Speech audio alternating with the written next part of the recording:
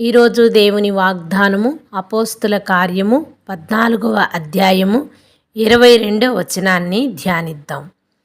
శిష్యుల మనస్సులను దృఢపరిచి విశ్వాసమందు నిలకడగా ఉండవలననియు అనేక శ్రమలను అనుభవించి మనము దేవుని రాజ్యములో ప్రవేశింపవలననియు వారిని హెచ్చరించిరి.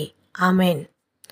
పౌలు భక్తుడు ఇక్కడ తన చుట్టూ ఉన్న ప్రజలతోనూ శిష్యులతోనూ హెచ్చరిస్తున్న మాట ఏమిటంటే, మనము అనేక శ్రమలను అనుభవించి మనము దేవుని రాజ్యములో ప్రవేశించాలి.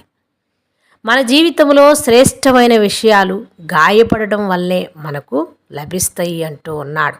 ఎందుకంటే ఆయన అక్కడ సువార్తను ప్రకటిస్తున్న ప్రాంతములో అక్కడ రాళ్లతో కొట్టబడి ఉన్నాడు. రాళ్లతో కొట్టిందే కాక చనిపోయాడు, పారేయండని విసిరి ఆయన్ని పారేశారు. కానీ అక్కడ చుట్టూ తన శిష్యులు నిలబడి ఉన్నప్పుడు వారితో ఇలా అంటూ ఉన్నాడు, నేల పదునైన నాగలితో దున్నితేనే విత్తనాలు చల్లగానే అవి మొలకెత్తుతాయి అంటున్నాడు.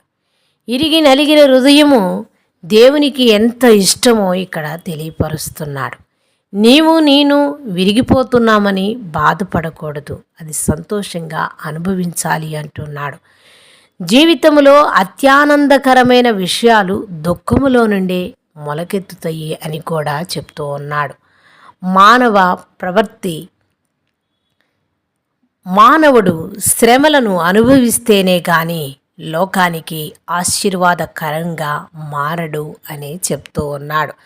ప్రియ సహోదరుడా, సహోదరి, నీవు ఆదరించేవాడిగా ఉండాలని కోరుకుంటే, ఇతరులకు సానుభూతి చూపించాలి అని నీవు కోరుకుంటే, అట్టి శ్రేష్టమైన వరాన్ని నీవు ఆశించినప్పుడు నీవు శోధనల గుండా వెళతావు.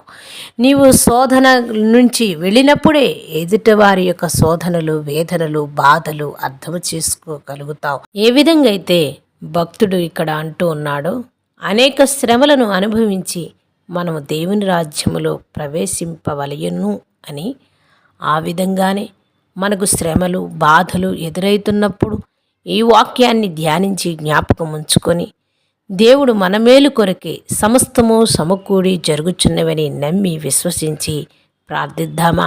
చిన్న ప్రార్థన చేసుకుందాం.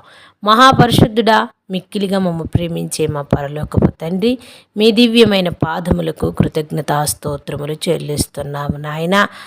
అలనాడు భక్తుడైన పౌలు ఏ విధంగా శ్రమలను అనుభవించిన వారే దేవుని రాజ్యంలో ప్రవేశిస్తారని, అది నీతియుక్తమైన శ్రమలను అనుభవించి నీ రాజ్యములోనికి ప్రవేశించుటకు అయా మాకును వినుచున్న వారికి అట్టి జ్ఞానమును దయచేయమని యేసు నామమున ప్రార్థిస్తున్నాం మా పరలోకపు తండ్రి. ఆమేన్.